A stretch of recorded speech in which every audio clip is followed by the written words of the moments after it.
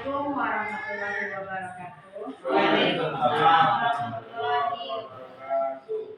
Puji syukur kehadirat Allah yang Maha Kuasa, berkat rahmat beliau kita bisa hadir dan melakukan presentasi pada kelas yang sederhana ini. Salawat dan salam tidak lupa kita curahkan kepada Nabi junjungan kita, Nabi Muhammad Sallallahu Alaihi Wasallam. Allahumma sholli ala Muhammad wa ala ali Muhammad. Yang sama-sama kita hormati Ibu Kepala Sekolah SD Negeri 18 Marapanas, yang sama-sama saya hormati Bapak Ibu rekan sejawat yang berkenan hadir di kelas ini. Baiklah, pada kesempatan kali ini perkenalkan saya Uki Lestari. Tentu Bapak Ibu sudah kenal, saya pengajar di kelas 5 di SD Negeri 18 Marapanas. Pada kesempatan kali ini saya akan mempresentasikan budaya positif yang sudah dilakukan di SD Negeri 18 Marapanas. Sebelumnya ini adalah sebuah program guru penggerak yang mana menjelaskan aksi nyata, yang mana fasilitator saya itu adalah Bapak Inyoman Sudasana. Beliau adalah orang Bali, putra Bali. Sedangkan pengajar praktik saya itu adalah Bapak Hendraza Saputra. Nah, sebelum kita masuk dengan budaya positif, pertanyaan pemantik yang ingin saya sampaikan, apakah makna budaya positif? Apakah contoh penerapan positif yang telah kita lakukan? Kalau menurut Ibu Elni, apakah makna budaya positif?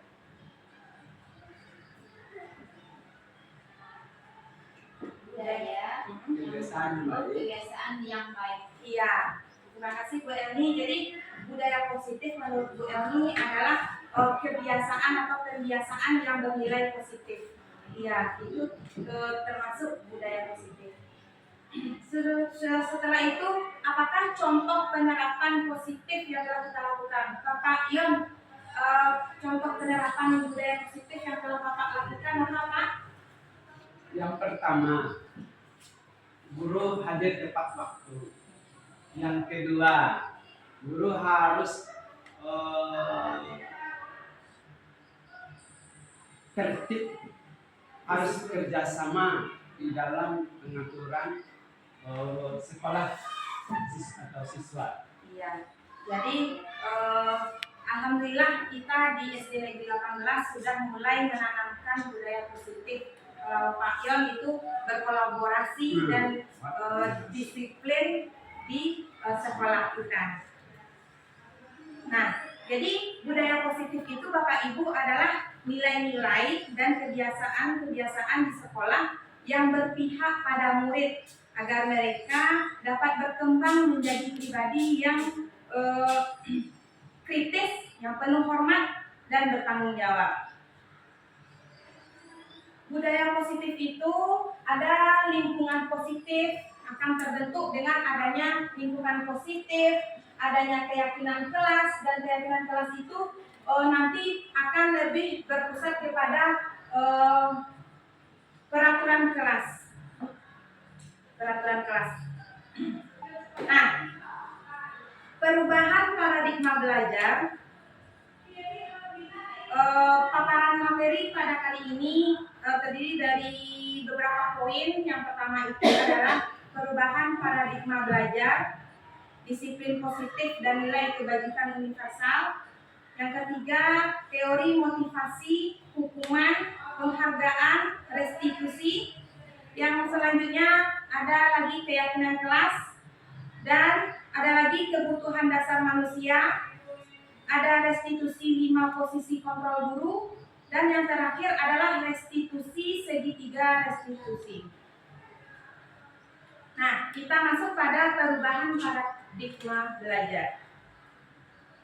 Di filosofi pemikiran menurut Ki Hajar Dewantara, anak itu bukan tabula rasa atau lembaran pikiran kosong. Anak memiliki potensi yang tidak terbatas untuk belajar dan berkembang, dan bahwa lingkungan dan pengalaman berperan penting dalam membentuk perkembangan dan pemahaman mereka. Anak-anak tidak boleh dianggap sebagai kanvas kosong, melainkan sebagai individu yang memiliki potensi unik, kecerdasan dan keunikan pribadi yang harus diperhatikan dan dikembangkan. Tugas guru menuntun bakat tersebut agar anak tumbuh dengan selamat dan bahagia. Pendidikan harus memperhatikan kodrat alam dan kodrat zaman. Pendidikan yang berpihak pada murid. Pembelajaran berpihak pada murid yaitu pembelajaran yang membuat murid itu bahagia tanpa ada rasa tekanan. Itu salah satu pembelajaran yang berpihak kepada murid. Dan pembelajaran berdiferensiasi itu juga salah satu pembelajaran yang berpihak pada murid. Apa itu? Pembelajaran berdiferensiasi itu adalah pembelajaran yang kita sesuaikan dengan kemampuan anak. Misalnya ada yang kinestetik, anak-anak itu kan suka yang praktiknya. Ada yang bisa mendengarkan lebih cepat dengan audio, mendengarkan. Ada dengan visual atau dengan melihat. Nah, jadi profil pelajar Pancasila itu memiliki tujuan agar anak-anak itu memiliki sifat-sifat yang positif. Di antaranya yang pertama, beriman, bertakwa kepada Tuhan Yang Maha Esa dan berakhlak mulia. Yang kedua adalah anak-anak dimaksudkan agar mereka mandiri. Yang ketiga adalah bernalar kritis. Yang keempat berkebinekaan global. Yang kelima adalah bergotong royong. Dan yang terakhir adalah anak-anak yang kreatif. Perubahan paradigma belajar. Untuk membangun budaya positif, sekolah perlu menyediakan lingkungan yang positif, aman, nyaman, agar murid-murid mampu berpikir, bertindak, dan mencipta dengan mereka mandiri dan bertanggung jawab. Lazimnya, disiplin dikaitkan dengan kontrol, dalam hal ini kontrol guru dalam menghadapi murid. Perubahan paradigma teori kontrol. Menurut Dr. William Glasser, dalam kontrol teori untuk meluruskan miskonsepsi tentang kontrol murid, yang pertama itu adalah ilusi guru kontrol murid. Yang kedua, ilusi bahwa kritik dan membuat orang merasa bersalah dapat menguatkan karakter. Yang ketiga adalah ilusi bahwa semua penguatan positif dan bermanfaat. Dan yang keempat adalah ilusi bahwa orang dewasa memiliki hak untuk memaksa. Perubahan paradigma stimulus respon melalui teori kontrol. Bisakah kita mengontrol seseorang? Nah, di stimulus respon dan teori kontrol itu akan dijelaskan. Di stimulus respon, kita mencoba mengubah orang agar berpandangan sama dengan kita. Teori kontrolnya, kita berusaha memahami pandangan orang lain tentang dunia. Perilaku buruk dilihat sebagai suatu kesalahan. Itu terletak di stimulus respon. Teori kontrolnya, semua perilaku memiliki tujuan. Yang stimulus respon selanjutnya, orang lain bisa mengontrol saya. Kalau teorinya, hanya Anda yang bisa mengontrol diri Anda. Di stimulus, saya bisa mengontrol orang lain. Sedangkan teorinya, Anda tidak bisa mengontrol orang lain. Di stimulus respon berikutnya, pemaksaan ada pada saat bujukan gagal. Sedangkan di teori, kolaborasi dan kesepakatan menciptakan pilihan-pilihan baru. Dan terakhir, di stimulus, model berpikir menang atau kalah. Sedangkan teori, model berpikir menang dan menang. Disiplin positif, nilai-nilai universal. Apa makna disiplin?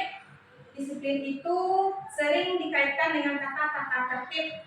peraturan atau yang teratur, kepatuhan pada peraturan. Nah, kata disiplin juga sering dihubungkan dengan hukuman. Padahal itu sungguh berbeda karena belajar dengan disiplin tidak harus dengan memberi hukuman.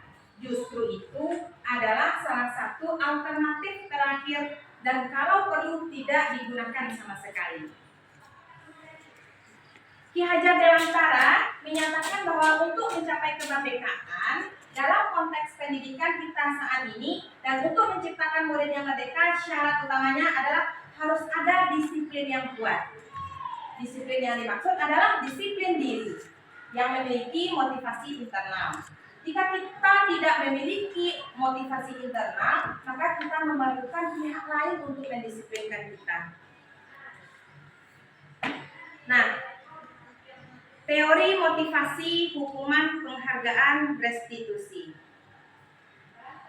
Teori motivasi perilaku manusia, yang diantaranya untuk menghindari ketidaknyamanan, apa yang terjadi apabila saya tidak melakukannya, untuk mendapatkan imbalan dari orang lain atau institusi, apa yang akan saya dapatkan apabila saya melakukannya. Yang ketiga, untuk menghargai diri sendiri, menjadi insan sesuai harapan kita, saya akan menjadi orang yang seperti apa apabila saya melakukannya. Nah, itu adalah contoh-contoh motivasi eksternal dan motivasi internal dengan tujuan disiplin positif. Nah, contoh kasus Ibu Anas, guru kelas 2 SD, mendapatkan masalah. Murid-muridnya tidak bisa tertib berdiri antri di depan pintu kelas dan selalu berebutan masuk ke dalam kelas setelah jam istirahat usai. Ini tentunya sangat mengganggu proses pembelajaran di mana kelas tidak dapat mulai tepat waktu karena Ibu Anas sibuk menenangkan murid-muridnya. Untuk waktu cukup lama. Akhirnya Bu Anas berpikir cepat dan mengandalkan stiker bintang. Setiap murid-muridnya akan masuk kelas usai jam istirahat, Bu Anas akan mengiming-imingi murid-muridnya dengan stiker bintang. Siapa yang dapat berdiri lurus dan berbaris rapi antri di depan pintu, dapat bintang dari Bu Anas. Sebagian besar murid-muridnya menyambut tantangan tersebut dan langsung berdiri rapi di depan pintu agar mendapatkan stiker bintang. Hal ini terus dilakukan Bu Anas selama beberapa minggu. Karena cukup berhasil membuat murid-muridnya berdiri rapi antri di depan pintu. Sampai pada suatu saat Bu Anas sakit dan terpaksa diganti oleh Pak Heru. Pak Heru tidak mengetahui tentang stiker bintang. Dan benar saja, pada saat mau masuk ke kelas usai jam istirahat, murid-murid kelas 2 kembali berebutan masuk kelas. Apa yang terjadi? Mengapa? Nah, karena motivasi, pembiasaan, disiplin positif yang dilakukan Bu Anas tidak diketahui oleh Pak Heru. Jadi kurangnya kolaborasi antara Bu Anas dan Pak Heru. Apa motivasi murid-murid kelas 2 untuk bersedia berdiri antri sebelum masuk kelas? Stiker bintang. Iya, stiker bintang, Pak Ilham. Adakah cara lain agar murid-murid kelas 2 bersedia antri di depan kelas tanpa diberi penghargaan stiker bintang? Adakah cara lain? Kalau dari kasus sebelumnya itu belum ada cara lain yang dilakukan oleh Ibu Anas. Dihukum oleh penghargaan, pengaruh jangka pendek dan jangka panjang. Penghargaan efektif jika kita menginginkan seseorang melakukan sesuatu yang kita inginkan dalam jangka waktu pendek. Jika kita menggunakan penghargaan lagi dan lagi, maka orang tersebut akan bergantung pada penghargaan yang diberikan, serta kehilangan motivasi dari dalam. Jika kita mendapatkan penghargaan untuk melakukan sesuatu yang baik, maka selain kita senantiasa berharap mendapatkan penghargaan tersebut lagi, kita pun menjadi tidak menyadari tindakan baik yang kita lakukan. Nah, contoh kasus kedua, Iva kurang menguasai pelajaran matematika, sehingga pada saat pelajaran tersebut berlangsung, dia lebih banyak berdiam diri atau menggambar di buku pelajarannya. Pada saat guru matematika Seno menanyakan pertanyaan IFA menjadi gugur dan tak sengaja menjatuhkan tasnya dari kursi, serta tiba-tiba menjadi gagap pada saat berupaya menjawab. Seluruh kelas pun tertawa melihat perilaku IFA yang bicara tergagap dan terkejut tersebut. Pak Seno pada saat itu membiarkan teman-teman IFA menertawakan IFA yang tergagap dan malu luar biasa, dan malahan minta IFA untuk maju ke depan dan berdiri di depan kelas sambil menunjuk hidungnya karena tidak bisa menjawab pertanyaan Pak Seno.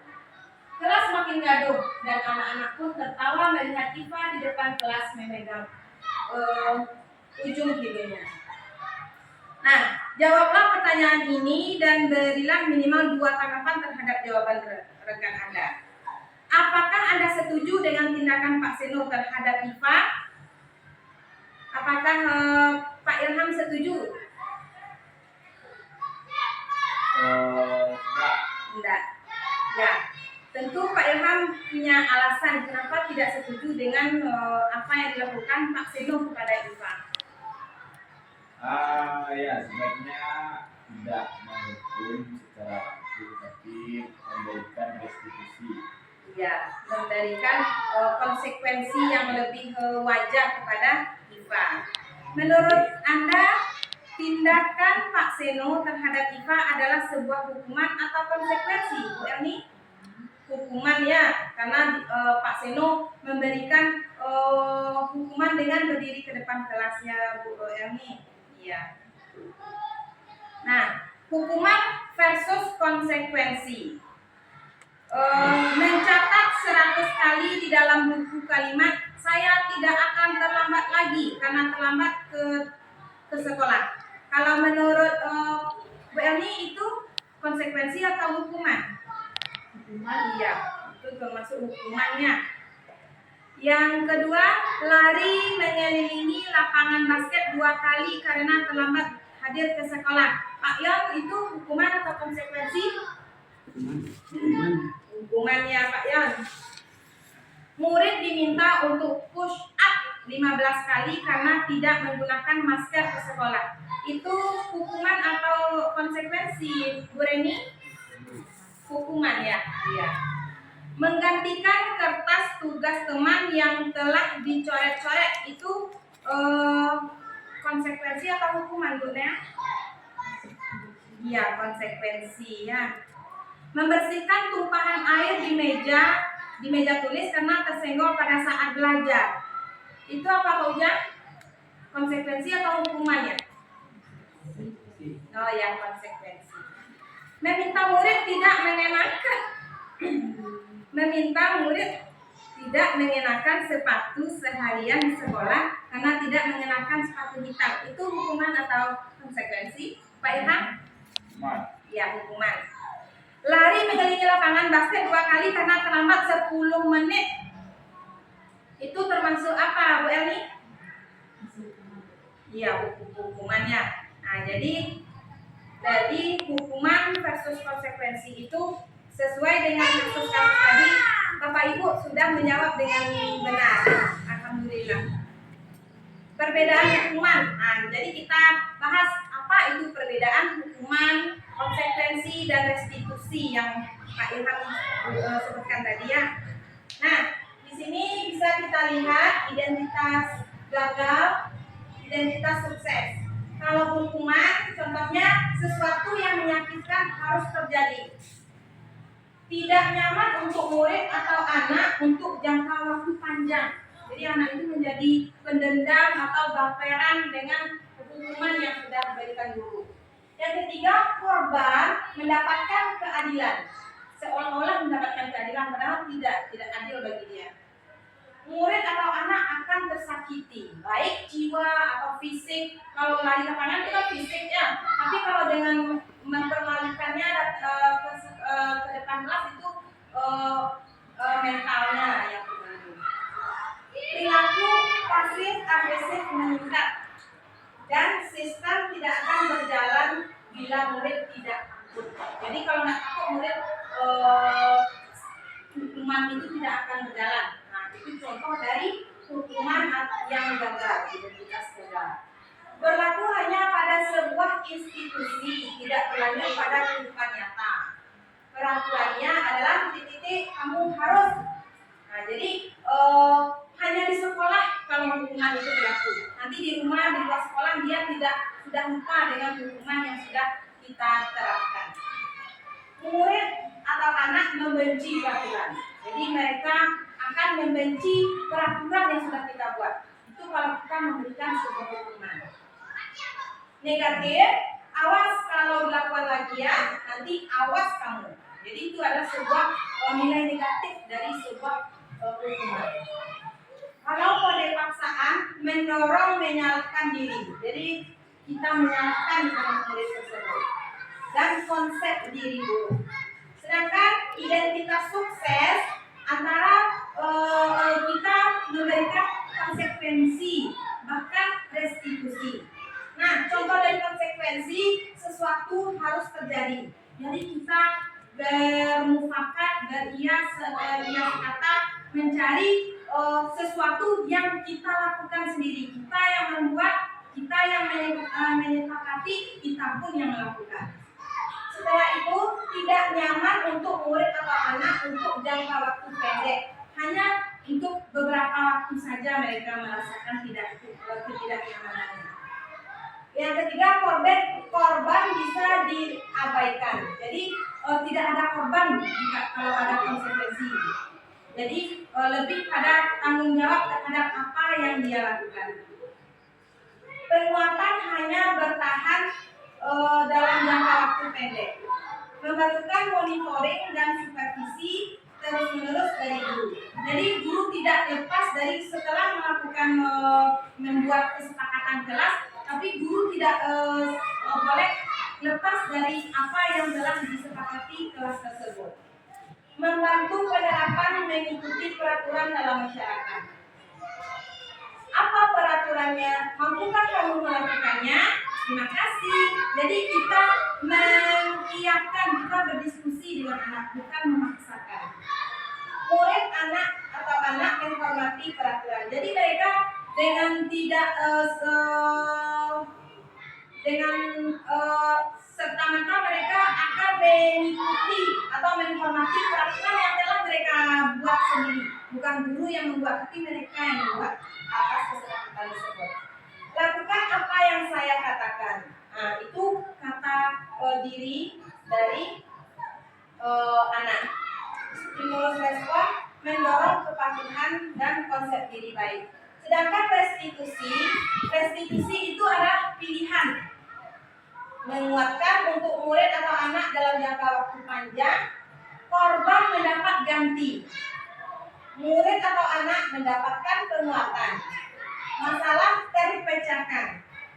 Jadi murid belajar bertanggung jawab untuk perilakunya. Fokus pada penyelesaian masalah dalam jangka waktu panjang.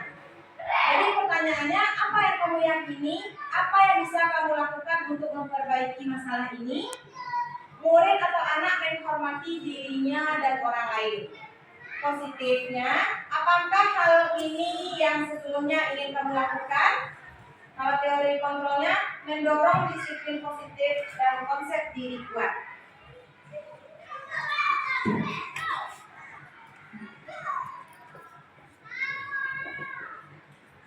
Nah, kita masuk kepada keyakinan kelas. Keyakinan kelas. Mengapa tidak peraturan saja? Mengapa harus keyakinan kelas? Nah, kenapa tidak peraturan saja? Kenapa harus keyakinan kelas?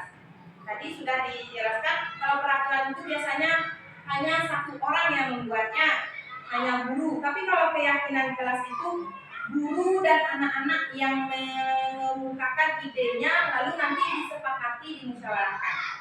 Mengapa kita memiliki peraturan harus menggunakan helm bila mengendari kendaraan roda 2? Mengapa kita memiliki peraturan seperti itu, Pak Ilham? Agar keselamatan kita terjaga, dan agar keluarga di rumah yang kita sampai kembali pulang bersama. Ya, terima kasih Pak Ilham. Jadi penggunaan helm pada kita itu bertujuan agar kepala kita terlindungi dan orang yang menunggu kita di rumah bisa bahagia bersenyum melihat kedatangan kita di rumahnya Pak Ilham. Ya. Mengapa kita memiliki peraturan harus datang tepat waktu pada saat mengikuti pelatihan? Bu Reni, mengapa kita memiliki peraturan harus datang tepat waktu pada saat mengikuti pelatihan? Agar ketika kita masuk tidak memiliki rasa malu, kita percaya diri karena kita Iya, jadi kita dengan kesiapan diri kita hadir tepat waktu, kita menjadi percaya diri kita meningkat dan kita tidak minder, tidak insecure dengan peserta-peserta yang lain ya Bu Reni. Ya. Untuk mendukung motivasi intrinsik, kembali ke nilai-nilai atau keyakinan lebih menggerakkan seseorang dibandingkan mengikuti serangkaian peraturan-peraturan. Keyakinan kelas adalah nilai-nilai kebajikan atau prinsip-prinsip universal yang disepakati bersama secara universal, lepas dari latar belakang suku, negara, bahasa maupun agama. Menurut Gosser pada tahun 1998, suatu keyakinan akan lebih memotivasi seseorang dari dalam atau intrinsik. Seseorang akan lebih bersemangat untuk menjalankan keyakinan daripada hanya sekedar mengikuti serangkaian peraturan. Pembuatan keyakinan kelas. Keyakinan kelas bersifat supaya pernyataan-pernyataan yang universal. Pernyataan keyakinan kelas senantiasa dibuat dalam bentuk kalimat positif. Jadi kalimat-kalimat positif untuk mewujudkan tindakan-tindakan yang positif juga. Keyakinan kelas hendaknya tidak terlalu banyak sehingga mudah diingat dan dipahami. Semua warga kelas sebaiknya ikut berkontribusi dalam membuat kegiatan kelas lewat surat pendapat. Jadi bermusyawarah antar murid-murid di kelas bersama guru. Dan bersedia meninjau kembali keyakinan kelas dari waktu ke waktu. Nilai kebajikan yang dituju keyakinan kelas. Kalau peraturan kelas, nilai kebajikannya itu selalu kembalikan buku ke tempatnya. Dilarang mengganggu orang lain. Hadir di sekolah 15 menit sebelum pembelajaran dimulai. Dilarang melakukan kekerasan. Dilarang menggunakan narkoba. Bergantian atau menunggu giliran. Gunakan masker. Jangan berdiri di kelas atau koridor. Itu contoh peraturan. Sedangkan keyakinan kelas adalah nilai kebajikan yang dituju. Contohnya tanggung jawab, menghormati orang lain dan diri sendiri, menghormati orang lain, komitmen pada tujuan, berkomitmen, keselamatan, menghormati orang lain. Setelah itu untuk mewujudkan kesehatan yang ideal, menghormati orang lain, kesabaran, kesehatan, keselamatan serta keamanan.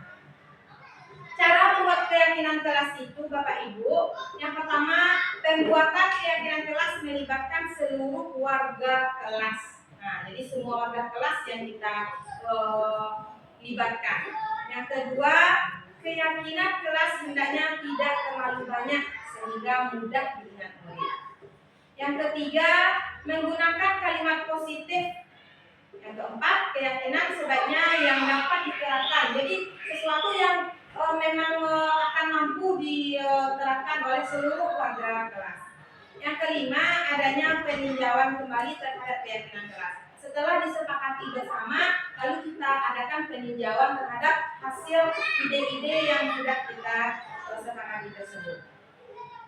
Langkah-langkah membuat keyakinan kelas itu, yang pertama kita buka ruang diskusi. Setelah berdiskusi kita mencatat, lalu kita rumuskan keyakinan kelas yang akan kita pakai. Jadi dari semua ide itu tidak semua ide yang kita tampung, tapi kita rumuskan keyakinan kelas, Mbak Ilham. Yang setelah dirumuskan kita tinjau kembali. Setelah itu kita membuat pernyataan keyakinan. Kita bentuk dalam bentuk kalimat boleh, dalam bentuk kalimat pendek pun boleh. Setelah itu ada tanda tangan dari seluruh peserta kelas. Dan terakhir dipajang. Jadi itu langkah-langkah membuat keyakinan keyakinan kelas. Nah, praktik penyusunan keyakinan kelas ini contoh yang sudah dilakukan. Nah, penandatanganan ini umpan balik siswa. Nah, ini contoh penerapan keyakinan kelas, belajar dengan disiplin, menjaga kebersihan, kenyamanan dalam belajar, sopan dalam bertutur kata, dalam berpakaian. Yang kelima, ada 5 kebutuhan dasar manusia. Yang pertama itu cinta kasih atau rasa diterima oleh seseorang. Yang kedua, penguasaan akan sesuatu. Yang ketiga adalah kesenangan, bagaimana kita bahagia akan sesuatu, dan terakhir adalah kebebasan, bagaimana kita merasakan kebebasan tanpa adanya tekanan dari manapun. Nah, contohnya, misalnya contoh kasus Ibu Ani, guru kelas 5 di SD Pelita Hati. Beliau sedang bingung menghadapi ulah salah satu murid di kelasnya, Agus namanya. Beberapa anak telah datang dan mengeluhkan Agus yang seringkali meminta bekal makan siang mereka dengan paksa. Jika Anda menghadapi situasi seperti Ibu Ani, apa yang Anda lakukan? Pak Ilham, kalau Pak Ilham sebagai guru, bagaimana sikap Pak Ilham pada Agus? Ya, karena Agus sudah menandatangani keyakinan kelas untuk tidak mengganggu tenaga dia atau keamanan dia kalau di keyakinan kelasnya. Artinya kita sebagai guru menanyakan komitmen Agus tadi. Agus akan berpegang teguh pada yang diyakini atau malah menentangnya. Iya, jadi Pak Ilham menanyakan kembali, apakah keyakinan kelas yang sudah kita buat Agus? Seperti itu ya Pak Ilham? Iya. Apakah Agus sudah melaksanakan keyakinan yang kita buat? Ya. Dalam konteks penerapan disiplin positif, Ibu Ani sebaiknya mencari tahu alasan Agus melakukan tindakan tersebut agar mengetahui kebutuhan mana yang sedang berusaha dipenuhi Agus. Jadi itu masuk ke restitusi. Kita tanyakan apa alasan Agus melakukan itu. Apakah Agus kelaparan atau dia tidak punya jajan? Jadi langkah yang pertama itu kita tanyakan alasan Agus dulu Pak Ilham. Apabila jawaban Agus karena ia lapar dan orang tuanya tidak membawakannya bekal makan siang, kebutuhannya adalah bertahan hidup. Jadi dia bertahan hidup dari kelaparan. Yang kedua, apabila jawaban Agus karena ia senang temannya jadi memperhatikan dia, kebutuhannya adalah cinta dan kasih sayang. Itu kebutuhan untuk diterima. Jadi dia capel seperti Pak Ilham. Nah, seperti yang Pak Ilham katakannya. Yang ketiga, apabila jawaban Agus adalah dia merasa hebat karena temannya jadi takut dan menuruti keinginannya, kebutuhannya adalah penguasaan atau pengakuan atas kemampuan. Ya, saya hebat, saya berani. Ya. Apabila jawaban Agus karena dia merasa bosan dengan bekal yang dibawakan ibunya karena selalu membawakan bekal yang sama, kebutuhannya adalah kebebasan. Jadi dia ada kebebasan untuk memilih menu yang akan dibawanya untuk ke sekolah. Apabila jawaban Agus adalah karena iseng saja dan dia menikmati ekspresi wajah temannya yang kesal karena diambil makanannya, kebutuhannya adalah kesenangan. Jadi kesenangan Agus adalah melihat wajah kesal temannya. Kesenangan. Yang posisi kontrol guru. Jadi ada 5 posisi kontrol guru. Yang pertama sebagai penghukum, yang kedua sebagai pembuat merasa bersalah, yang ketiga sebagai teman, yang keempat sebagai pemantau, dan yang kelima sebagai manajer. Di 5 poin posisi kontrol guru, identitas gagal itu terletak pada guru yang berposisi sebagai penghukum dan pembuat merasa bersalah. Sedangkan identitas berhasil atau sukses itu guru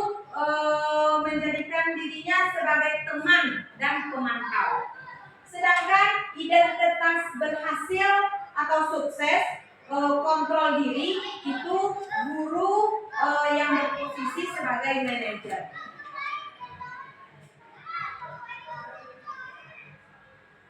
Nah, yang ketiga, yang selanjutnya adalah segitiga restitusi. Apa itu restitusi? Restitusi itu adalah proses menciptakan kondisi bagi murid untuk memperbaiki kesalahan mereka, sehingga mereka bisa kembali pada kelompok mereka dengan karakter yang lebih baik, lebih kuat. Itu penjelasan dari Gosset yang dikeluarkan pada tahun 2004. Ciri-ciri restitusi. Restitusi itu banyak sekali ciri-cirinya. Yang pertama itu adalah bukan untuk menebus kesalahan, namun untuk belajar dari kesalahan. Yang kedua, memperbaiki hubungan. Yang ketiga, berupa tawaran, bukan paksaan. Yang keempat, restitusi menuntut untuk melihat ke dalam diri. Yang kelima, restitusi mencari kebutuhan dasar yang mendasari tindakan. Yang keenam, restitusi diri adalah cara yang paling baik untuk memperbaiki diri. Yang kelima, restitusi fokus pada karakter, bukan tindakan.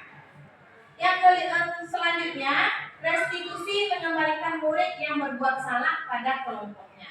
Dan terakhir, restitusi itu fokus kepada solusi, bukan sebuah hukuman ataupun efek jera, lebih kepada solusi, bagaimana mencari solusi dari masalah yang dilakukan oleh siswa. Nah, inilah segitiga restitusi yang ada yang kita harus lakukan. Nah, ini contoh penerapan segitiga restitusi. Nah, terima kasih atas waktunya.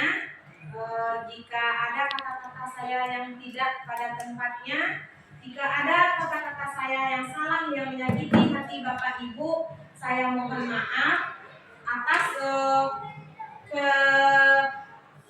waktunya yang begitu lama. Saya ucapkan terima kasih Bapak-bapak, Ibu-ibu semuanya. Assalamualaikum warahmatullahi wabarakatuh. Assalamualaikum warahmatullahi wabarakatuh. Alhamdulillahirrahmanirrahim. Marilah kita mengucapkan puji dan syukur kehadirat Allah Subhanahu wa taala yang mana kita bisa berkumpul di sekolah yang kita cintai ini. Salawat dan salam kepada junjungan kita Nabi besar Muhammad sallallahu alaihi wasallam. Pertama, yang sama-sama kita hormati Ibu Kepala SD 18 Muara Panas. Selanjutnya Bapak dan Ibu Guru teman sejawat SD 18 Muara Panas. Pada hari ini kita akan menyaksikan atau mendengarkan presentasi dari Ibu Ki dari CGP Angkatan 10 yang akan menyampaikan masalah modul 1.4 budaya positif. Kepada Ibu Ki kita silakan. Assalamualaikum warahmatullahi wabarakatuh. Waalaikumsalam. Warahmatullahi wabarakatuh. Baiklah, pada kesempatan kali ini saya akan mempresentasikan aksi nyata yang sudah saya lakukan, yaitu yang berada pada modul 1.4 tentang budaya positif, yaitu berbagi pemahaman dan pengalaman mengenai penerapan konsep-konsep inti budaya positif. Saya perkenalkan diri, nama saya Uti Lestari, saya adalah CGP Angkatan 10 yang berasal dari SDN 18 Muara Panas, Kecamatan Kusudi, Kabupaten Solo. Fasilitator saya bernama Bapak Inyoman Sudasana, SPD, dan pengajar praktik saya adalah Bapak Hendra Saputra. Baiklah, pada kesempatan kali ini saya akan mempresentasikan yang pertama adalah konsep inti modul budaya positif. Yang pertama diantaranya terdiri dari perubahan paradigma belajar, yang kedua disiplin positif, yang ketiga kebutuhan dasar manusia, yang keempat motivasi perilaku manusia, yang kelima posisi kontrol, yang keenam keyakinan kelas, dan yang ketujuh adalah segitiga restitusi. Perubahan paradigma belajar itu mengalami perkembangan dari zaman ke zaman. Dimulai dari yang sebelumnya, yaitu pendidikan zaman kolonial Belanda. Pada saat itu, rakyat hanya diajari berhitung, menulis, membaca seadanya. Dan itu pun semuanya untuk kepentingan orang Belanda. Sedangkan pada zaman sekarang, paradigma baru, pendidikan itu berpusat kepada murid untuk mencapai kebahagiaan lahir dan batin yang setinggi-tingginya. Ya, pendidikan paradigma baru. Pembelajaran yang berorientasi pada penguatan kompetensi dan pengembangan karakter yang sesuai dengan nilai-nilai Pancasila. Pembelajaran paradigma baru memastikan praktik pembelajaran yang berpusat pada murid, yang mana setiap murid belajar sesuai dengan kebutuhan dan tahap perkembangannya untuk mewujudkan profil pelajar Pancasila. Ya, jadi profil pelajar Pancasila itu terbagi dari beberapa aspek. Yang pertama itu adalah beriman, bertakwa kepada Tuhan Yang Maha Esa dan berakhlak mulia. Yang kedua adalah mandiri. Yang ketiga adalah bernalar kritis. Yang keempat berkebinekaan global. Dan yang kelima bergotong royong. Serta yang terakhir itu harus kreatif. Jadi murid ataupun anak itu diciptakan menjadi sosok yang kreatif. Disiplin positif. Dalam budaya kita, makna kata disiplin dimaknai menjadi sesuatu yang dilakukan oleh seseorang pada orang lain untuk mendapatkan kepatuhan. Sebagai pendidik, tujuan kita adalah menciptakan anak-anak yang memiliki disiplin diri sehingga mereka bisa berperilaku dengan mengacu pada nilai-nilai kebajikan universal dan memiliki motivasi intrinsik, bukan ekstrinsik. Disiplin positif itu merupakan salah satu cara penerapan disiplin yang bertujuan untuk menumbuhkan kesadaran anak untuk melakukan sesuatu tanpa hadiah atau ancaman maupun hukuman. Kebutuhan dasar manusia itu terdiri dari 5 bagian. Yang pertama itu adalah bertahan hidup. Yang kedua, kasih sayang dan rasa diterima. Yang ketiga adalah penguasaan. Yang keempat adalah kebebasan. Dan yang terakhir adalah kesenangan, merasakan kesenangan. Motivasi perilaku manusia. Motivasi itu menurut Kamus Besar Bahasa Indonesia itu adalah dorongan yang timbul pada diri seseorang secara sadar ataupun tidak sadar untuk melakukan suatu tindakan dengan tujuan tertentu. Ya, jadi motivasi perilaku manusia itu terdiri dari 2 jenis. Yang pertama, motivasi ekstrinsik atau biasa disebut dengan motivasi yang berasal dari luar. Murid melakukan disiplin diri dikarenakan takut dihukum atau menghindari hukuman.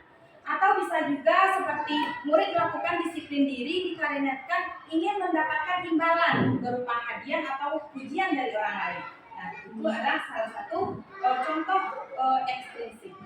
Sedangkan motivasi intrinsik itu adalah motivasi yang berasal dari dalam diri seseorang. Contohnya menghargai nilai-nilai kebajikan diri sendiri. Atau murid melakukan disiplin diri dikarenakan sadar akan nilai-nilai kebajikan dalam dirinya. Konsep disiplin dengan identitas gagal itu bisa berupa hukuman, bisa berupa penghargaan atau hadiah. Jika berupa hukuman itu akan menimbulkan rasa yang menyakitkan, tidak nyaman, memaksa, murid menjadi takut, murid menyembunyikan kesalahan, bahkan murid menjadi rendah diri. Sedangkan disiplin yang identitas gagal juga bisa ditimbulkan oleh penghargaan atau hadiah. Itu contohnya berupa yang hadiahnya yang tidak efektif, atau yang merusak hubungan atau sifat iri, mematikan kreativitas, menghukum dengan sistem ranking, dan bahkan merampas hak menghargai dirinya. Ya, konsep disiplin dengan pendekatan restitusi itu sebuah cara menanamkan disiplin kepada diri anak. Jadi apa itu restitusi? Restitusi itu adalah proses menciptakan kondisi bagi murid untuk memperbaiki kesalahan mereka sehingga mereka bisa kembali kepada kelompok mereka dengan karakter yang lebih kuat. Ciri-ciri restitusi itu begitu banyak. Di antaranya yang pertama, menguatkan dan fokus pada solusi. Yang kedua, fokus pada karakter, bukan tindakan. Yang ketiga, bukan menebus kesalahan, namun belajar dari kesalahan. Yang keempat, mencari kebutuhan dasar yang mendasari tindakan. Yang kelima, tawaran, bukan paksaan. Yang keenam, memperbaiki hubungan. Dan yang ketujuh, menuntun untuk melihat ke dalam diri.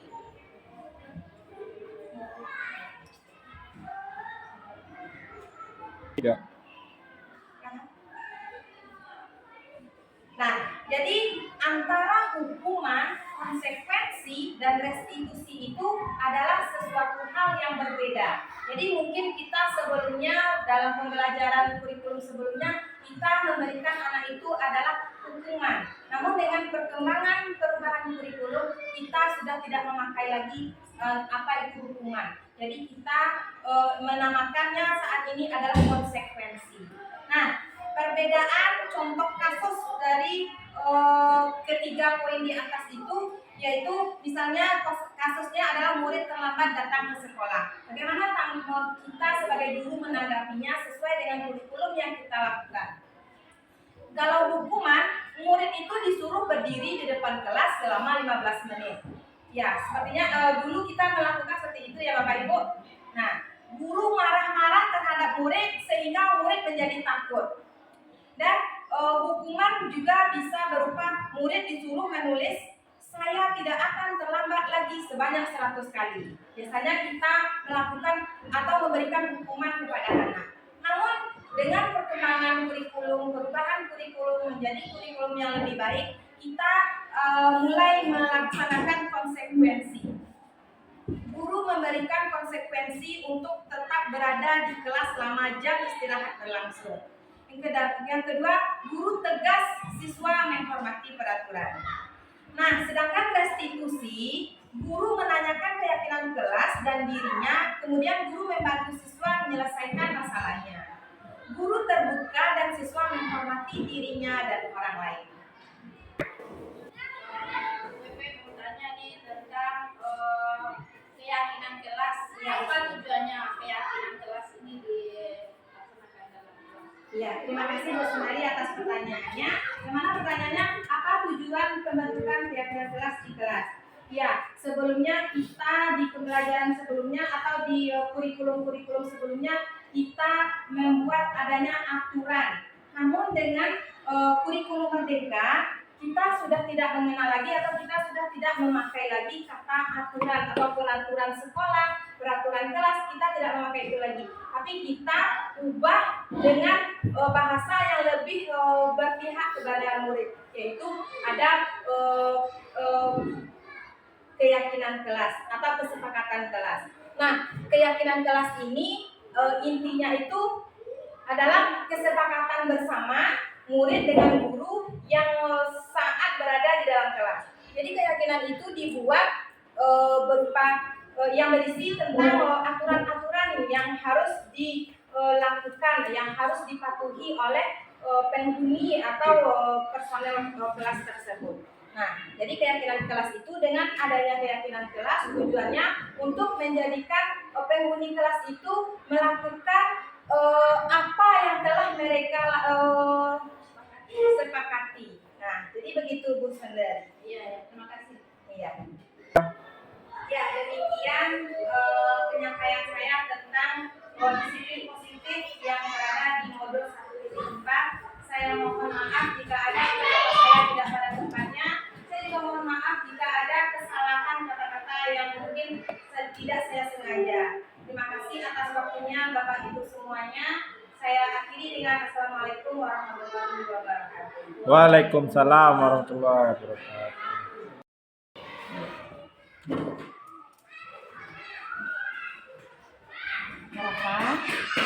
Rafa tahu apa kesalahannya mengapa Budi panggil berlalah ini?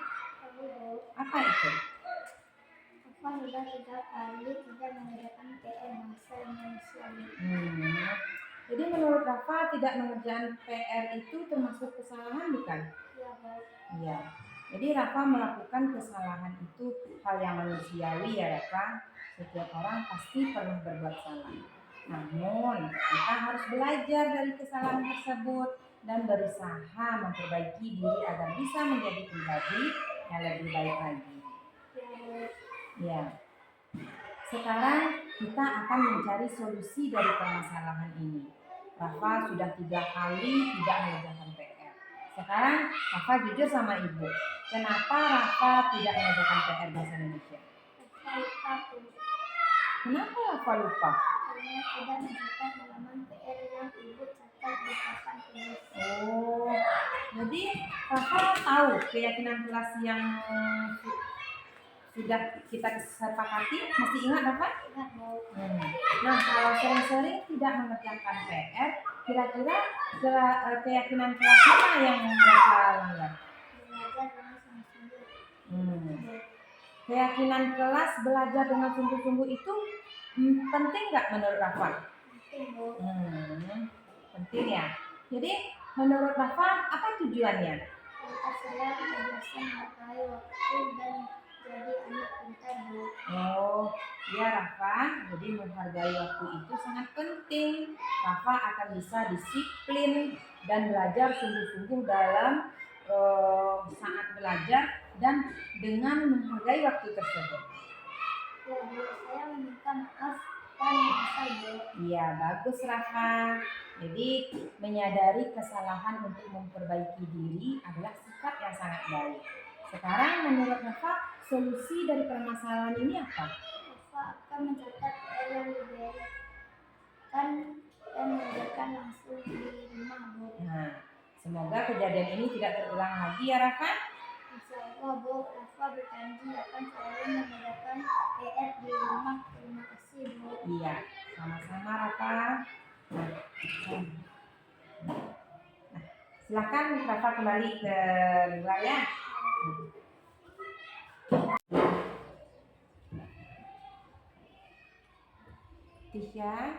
Tisha tahu apa kesalahannya mengapa Bu dipanggil ke ruangan ini? Tahu, Bu. Apa itu? Saya sering terlambat datang ke sekolah, Bu. Menurut Tisha, terlambat datang ke sekolah itu termasuk kesalahan bukan?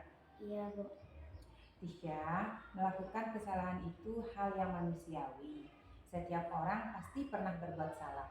Namun kita harus belajar dari kesalahan kita tersebut dan berusaha memperbaiki diri agar bisa menjadi pribadi yang lebih baik lagi. Iya, Bu. Sekarang kita akan mencari solusi dalam permasalahan ini. Tisha sering terlambat datang ke sekolah. Sekarang jujur sama ibu. Kenapa Tisha sering terlambat datang ke sekolah? Saya bangun kesiangan, Bu. Mengapa Tisha bangun kesiangan?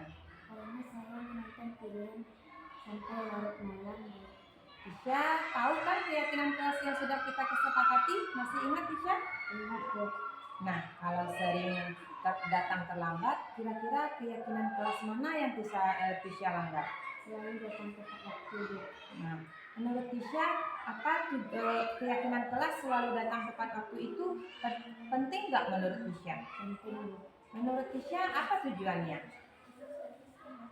Menurut saya, agar saya terbiasa menghargai waktu dan disiplin. Ya, Tisha menghargai waktu itu penting. Tisha akan bisa disiplin dengan menghargai waktu tersebut. Ya, Bu, saya meminta maaf dan menyesal, Bu. Iya, bagus Tisha. Menyadari kesalahan untuk memperbaiki diri adalah sikap yang sangat baik. Sekarang, menurut Tisha, apa solusi dari permasalahan ini?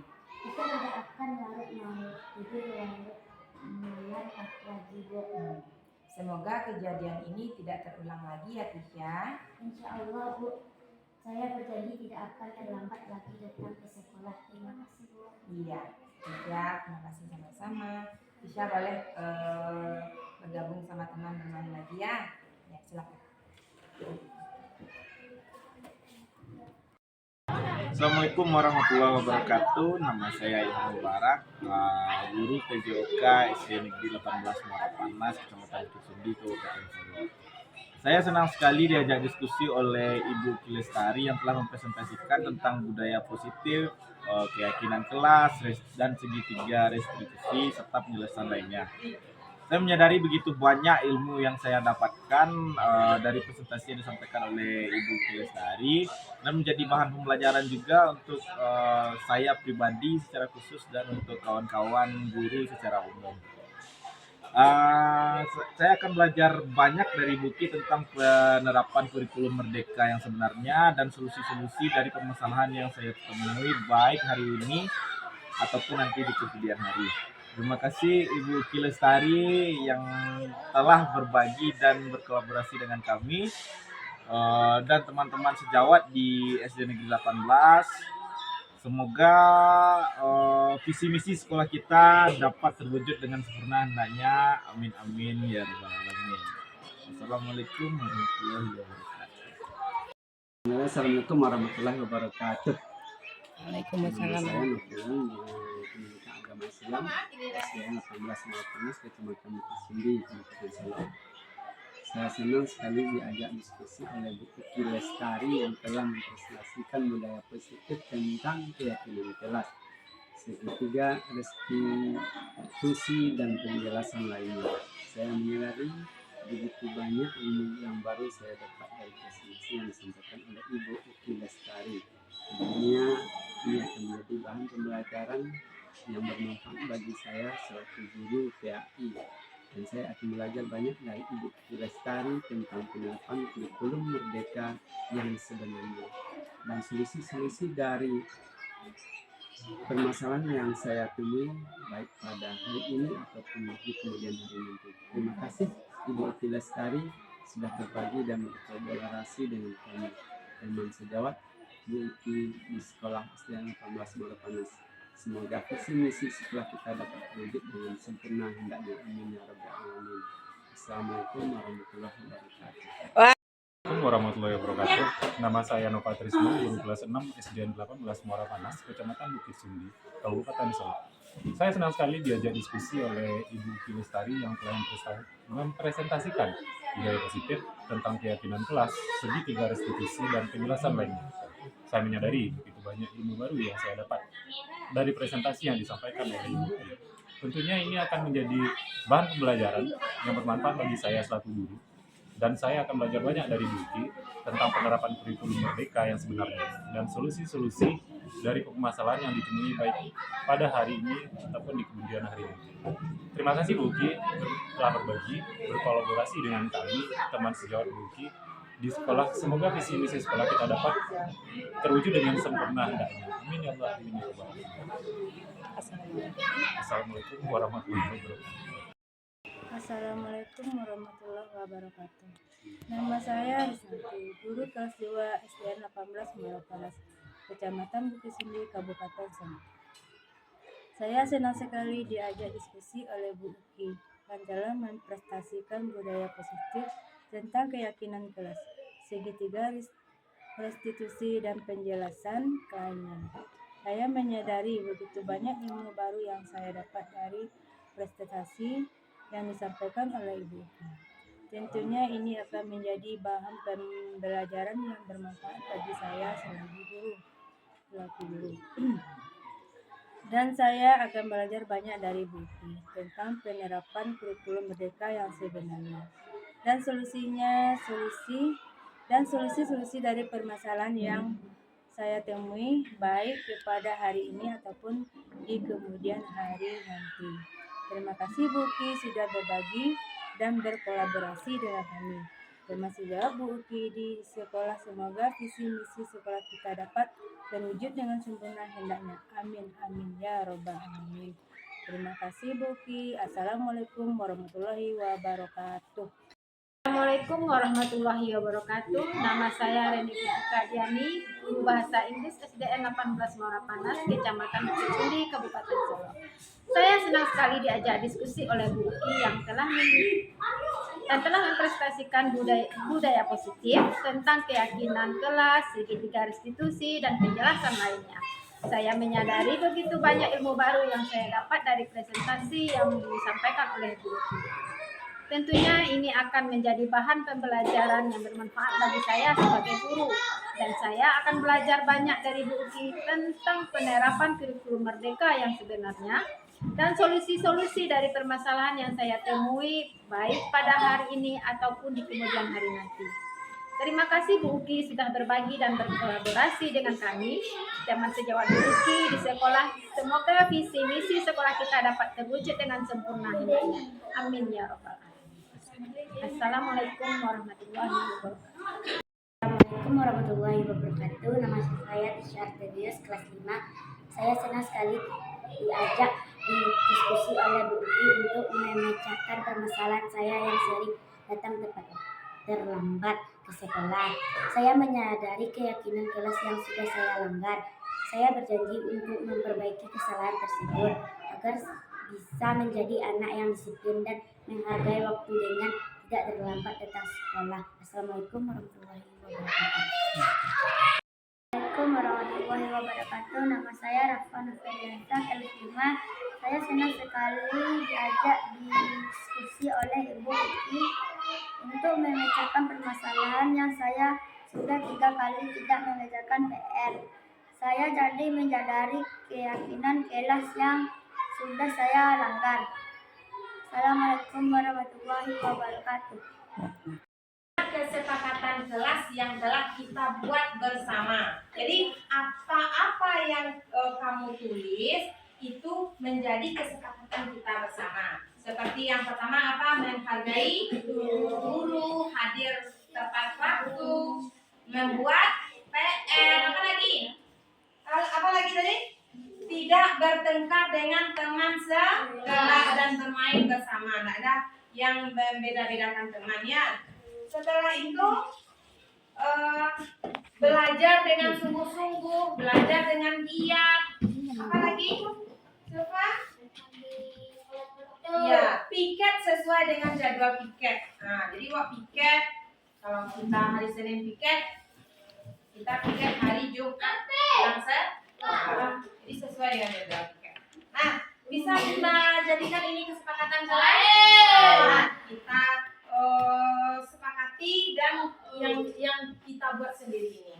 Nah, mulai dari hari ini.